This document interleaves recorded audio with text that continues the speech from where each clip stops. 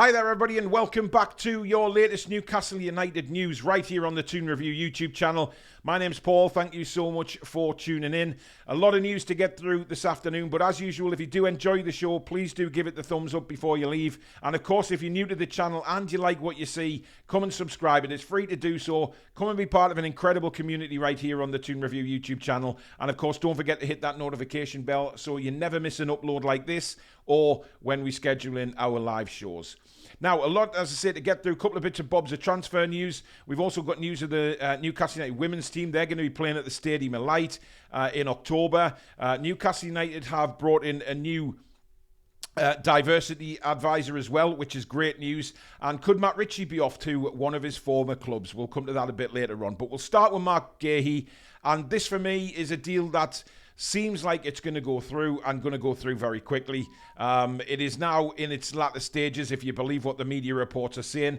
Of course, over the last couple of days, it came out that Newcastle United had an original bid for the player rejected by Crystal Palace as they wanted closer to their £65 to £70 million asking price. Now, I know a lot of Newcastle United fans have been saying that this is too much. There's better defenders out there.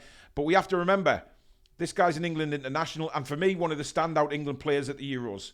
A lot of doubts are about him, whether he could perform alongside John Stones at the start of the tournament. Guehi comes out and probably be one of England's better players throughout the tournament. So for me, this is a great signing. Yes, a little expensive, but listen, that's where we are these days. If we want to bring in the top quality players, then we have to go and spend the money. Now, obviously, like I said, a lot of fans think there's cheaper players out there who can do just as good a job, if not better, than Guehi. But that's not to say we haven't already investigated those options, and those players that have been mentioned aren't interested in coming to Newcastle. That's just a fact, guys. That's just the way it is. I think we've been interested in Guehi for some time now. There was media reports very, very early on in the transfer window saying that there was a little bit of a... they were getting an interest, Newcastle, of possibly going for him. But now it looks like this lunchtime we've submitted yet another bid for the player. This one's led to believe to be around £65 million plus any additional add-ons. And that, for me, is probably going to swing the deal in our favour and get things sorted. I've seen Keith Downey do a video today. I've read various different reports saying that Palace are expected to accept this, and then the rest of the deal should be pretty much straightforward, because Guehi, he wants to join. We're not sure whether personal terms have been agreed with the player yet, or whether Newcastle United have even opened the conversation with Guehi. I would imagine that they have, unless they were waiting for Palace to accept the formal bid. But we know talks like that go on. Two things are done at once, really, and to try and get the deal done quicker. So for me, I think it's a brilliant signing. I really do. I really rate the player, but it gives us massive strength and depth now in defence. It really does. If you're an older fan, you'll remember back to the Keegan days and the entertainers and things like that. Newcastle United have always had a little bit of a vulnerable defence. Even when we were scoring goals for fun, we were still conceding loads of goals. And, Philip Albert marauding forward, Darren Peacock wasn't the greatest player in the world, but by God, he put his body in there for Newcastle United. So we haven't always had the strongest defence. But you look at who we've got now, the likes of Livramento, Hall, then we've got centre-backs.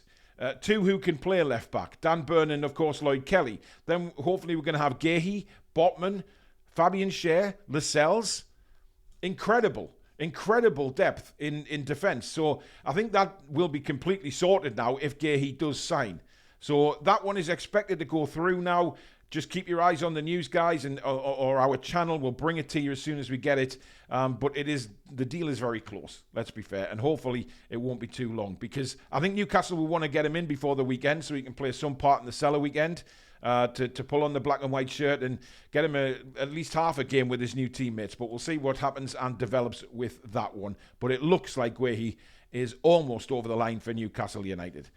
Now, another position that is really been a stressful one for Newcastle United fans is the right wing, of course. Jacob Murphy, well ahead now of Miggy Almiron, in my opinion, as a fan. As to the starting lineup against Southampton, but that might be changed because there is a player very much interested in coming to Newcastle, and it's Brajan Gruda. Now, Gruda is he's 20-year-old, very, very pacey winger. He is left-footed. I don't know what to say, guys. It just seems to be every single winger that we are linked to seems to be a left-footed player. However, he does play on the right, and we all know that Eddie Howe loves absolutely adores inverted wingers. So I think that's not going to change with this one. Gruda, as I say, 20-year-old, very, very good close control, very, very pacey as well, which is just what we're looking for on that right-hand side. Of course, like I said, Eddie, he has a right-footed player there in Jacob Murphy. This, for me, seems like an obvious replacement for Miggy Almiron. I think Almiron just has to go. I'm dreading him being at Newcastle for another season because I just don't think he's good enough. That's my personal opinion. It's no personal dig at Miggy. I just think he's got to go. He's not good enough. But Gruda coming in will, I think he'll give that side of the field a real lease of life. He's 20-year-old. He's really talented, rapid down the wing. And as I say, is inverted, but he's got some skills on him. So that is a one to watch as well. A fee of around £25 million has been banded around. So it's possible. I think it's a good price for Gruda. I really do. But let's keep an eye on it. Now, the Newcastle United Women, of course, they kick off their season in the Championship this year, one division below the almighty Super League of the women's game. And it would be incredible if Newcastle United could eventually get there. That, of course, is the long-term goal of Becky Langley. And the ownership, obviously, Amanda Staveley was a big advocate of the women's team. She's no longer here, of course. But it looks like they're continuing with the build because they've brought some fabulous players in, very experienced players as well, to make a push for the Championship. Now, of course, in that Championship are Durham and Sunderland. So there's going to be a couple of local derbies in there. Sunderland have announced today that the game against Newcastle United Women will be at the Stadium of Light. Now, that game will be on the 13th of October, and that will kick off at 2 p.m. So I'm not sure about tickets yet or anything like that. Sunderland literally have just announced that today, that the game will be at the Stadium of Light. So we'll see what happens with that with regards to ticketing and everything like that, because I think there will be a big following for the Newcastle United ladies team at the Sunderland Stadium. I guarantee it. It'll be a cracking crowd, and hopefully the lasses can do us proud. Now, as I said earlier, Newcastle have appointed a new equality and diversity advisor. He's called Seth Ejukwu. Now, I may have badly punished his name, so I do apologise. But I think this is a great appointment by Newcastle. I really do. Everybody knows that I had trouble around the ground last season, getting questioned on my disability, of course. And since that actually happened, we found out a lot more has gone on behind the scenes with disabled customers. The way they've gone around the personal assistant tickets, etc. this season, having to approve and get doctors' letters and stuff like that back in when they've already really proved that they get the disability stuff from the government and things like that. I think it's been a tough run. Newcastle United haven't broken any laws, don't get me wrong. There's nothing wrong with what they're doing. But there has been a bit of backlash, certainly from the disabled supporters group as well. They're not very happy with the way Newcastle have gone around things, and that's understandable. That's perfectly understandable. Me as a disabled fan, I want the very best for the disabled fans, and obviously equality for everybody. And I think this is a brilliant addition to the backroom staff at Newcastle United. So well done to the club on that. Now, finally, it looks like Matt Ritchie could be heading back to his former team, Bournemouth.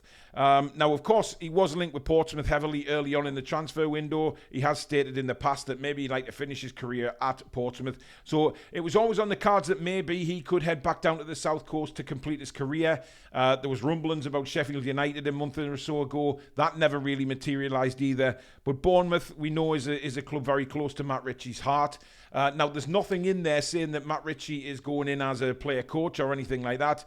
It's just simply media links reporting him that Bournemouth are interested in taking him on. I think it would be a good appointment for Bournemouth, whether it is in a sort of player coaching role or not. I think his experience could be vital to Bournemouth this season. Of course, they did very well staying in the Premier League last year. They're looking to build on that again. And of course, along with the youth, is vital that you get experience in. And Matt Ritchie's one of the most experienced there. He knows Bournemouth Football Club. He was with them for a good while before he came to us. So if that does pan out, the best of luck to Matt Ritchie going back down there. And hopefully he finishes his career in style. But that is the Newcastle United news for you, ladies and gentlemen. As I said at the start of the show, if you have enjoyed it, please do give it the thumbs up. And of course, if you're new and you like what you see, hit the subscribe button. It is free to do so, but don't forget to hit that notification bell so you never miss and upload such as this, or when we schedule in our live shows. If you are watching this on Tuesday afternoon, we are back tonight at 7 p.m. With a Newcastle United news show. So we'll take a look at some of the players linked. We'll take a look at all the breaking news from this afternoon, because no doubt with Newcastle United, there's going to be some news creeping in after I've done this video. So we'll try and bring you all the latest tonight at 7 o'clock. So join us for that one. But in the meantime, have a cracking Tuesday afternoon, guys. Take care.